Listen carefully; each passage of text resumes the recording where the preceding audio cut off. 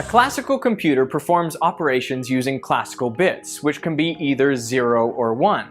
Now, in contrast, a quantum computer uses quantum bits, or qubits, and they can be both 0 and 1 at the same time. And it is this that gives a quantum computer its superior computing power. There are a number of physical objects that can be used as a qubit: a single photon, a nucleus, or an electron. I met up with researchers who are using the outermost electron in phosphorus as a qubit. But how does that work? Well, all electrons have magnetic fields, so they're basically like tiny bar magnets. And this property is called spin. If you place them in a magnetic field, they will align with that field, just like a compass needle lines up with the magnetic field of the Earth. Now, this is the lowest energy state, so you could call it the zero state, or we call it, for the electron, spin down. Now, you can put it in a 1 state or spin up, but that takes some energy. If you took out the glass from your compass, you could turn the needle the other way, but you would have to apply some force to it. You have to push it to flip to the other side. And that is the highest energy state. In principle, if you were so delicate to really put it exactly against the magnetic field, it would stay there.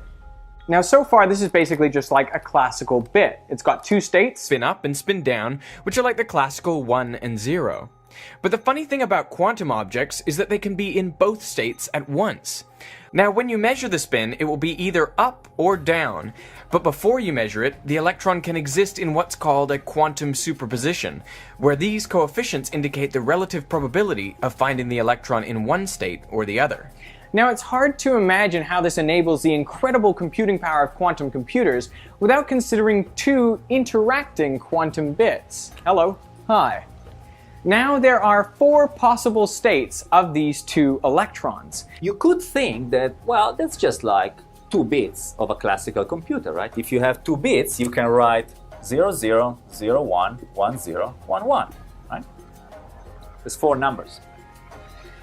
But these are still just 2 bits of information, right? All I need to say to determine which one of the 4 numbers you have in your computer code is the value of the first bit and the value of the second bit. Right? Here instead, quantum mechanics allows me to make superposition of each one of these 4 states.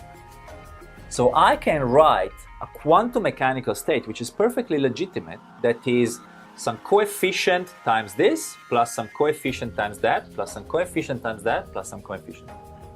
So to determine the state of this 2-spin system, I need to give you 4 numbers, 4 coefficients.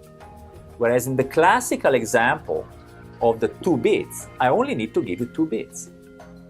So this is how you understand why 2 qubits actually contain 4 bits of information. I need to give you 4 numbers to tell you the state of this system. Whereas here I only need 2. Now if we made 3 spins, we would have 8 different states. I need to give you 8 different numbers to define the state of those 3 spins. Whereas classical is just 3 bits. If you keep going, what you'll find is that the amount of equivalent classical information contained by n qubits is 2 to the power n classical bits. And of course, the power of exponentials tells you that once you have, let's say, 300 of those qubits in what we call the fully entangled state, so you must be able to create these really crazy states where there is a superposition of all 300s being one way and another way and another way and so on, then you have like 2 to the 300 classical bits, which is as many particles as there are in the universe. But there's a catch.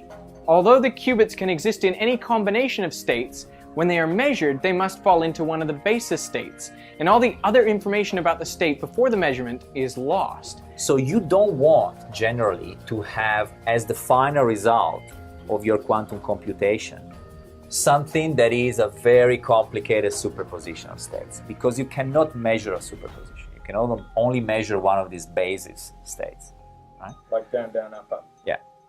So what you want is to design the logic operations that you need to get to the final computational result in such a way that the final result is something you're able to measure.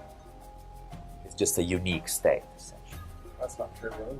It's not trivial. And it's essentially, I'm kind of stretching things here, but I guess it's to some degree the reason why quantum computers are not a replacement for classical computers. They're not? No, they're not. They're not universally faster. They're only faster for special types of calculations where you can use the fact that you have all these quantum superpositions available to you at the same time to do some kind of computational parallelism. If you just want to watch a video in high definition or browse the internet or write some document in Word, they're not going to give you any particular improvement if you need to use a classical algorithm to get to the result. So you should not think of a quantum computer as something where every operation is faster. In fact, every operation is probably going to be slower than in the computer you have on the desk. But it's a computer where the number of operations required to arrive at the result is exponentially small. Okay? So the improvement is not in the speed of the individual operation, is in the total number of operations you need to arrive at the result. But that is only the case in particular types of calculations, in particular algorithms. It's not universally the case. Which is why it's not a replacement of a classical